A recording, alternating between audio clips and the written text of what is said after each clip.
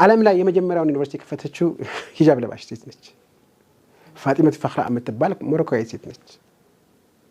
ሞሮኮ ውስጥ ነው የመጀመሪያው ዓለም ላይ ዩኒቨርሲቲ የተከፈተው በሴት ነው። ሂጃብ በምትለብስ ሴት ነው ዩኒቨርሲቲ የተከፈተው። ባይ ዘ ዌይ ዩኒቨርሲቲ ውስጥ ሂጃብ ሳትለብስ ልትማር ትችላለህ። ስትመረቅ ሂጃብ ትለብሳለህ። ጋውኑ ከሂጃብ የመጣ ነው፣ ከሙስሊሞች የተወሰደ። እዚህ ጋር የምታደርገው ከሙስሊሞች የተወሰደ ነው። እዚህ ጋር ሂጃቡ ነው ከስር ያለው። ከላይ ያለው አራት ማዕዘኑ የቁርአን ቅርጽ ነው። እዚህ ጋር መነሳነሷ የቁርአን የውስጧ ማካፈያ ነች። ምክንያቱም ሙስሊሞች ስለነበሩ ዩኒቨርሲቲ ለመጀመሪያ ጊዜ የጀመሩት ቁርአን መነሳነሱን አውጥተው ቁርአን አናታቸው ላይ ቁርአን ከኛ በላይ ነው ለማለት ያደርጉ ስለነበረ ያ ምሳሌ ተወስዶ ዛሬ በዓለም ላይ አሜሪካ ውስጥም አውሮፓ ውስጥም ፈረንሳይም ጀርመንም ሳይቀር ያ መነሳነስ የሚያደርገው ቁርአን እና መነሳነሱን ከማድረግ የተወሰደ ነው።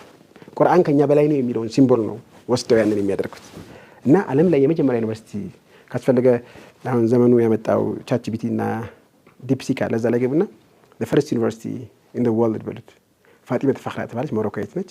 መነሳነሱ የተወሰደው ከሙስሊሞች እና ሲመረቁ ሁሉም ዩኒቨርሲቲ ውስጥ ሂጃብ ለብሰው ነው እና የሙስሊሞችን ቁርአን ራሳቸው ላይ አድርገው ነው ቁርአን ከኛ በላይ ነው ብሎ ነው የሚለው አድርገው እዛ ዩኒቨርሲቲ ሴት በጀመረችው ባለ ሂጃብ በጀመረችው ዩኒቨርሲቲ ውስጥ ሂጃብን ለመከልከል መሞከር ይሄ ልናርመው የሚገባ። በተለይ ኢትዮጵያውያን ደግሞ አንድነታችንን መጠበቅ እናውቅበታለን።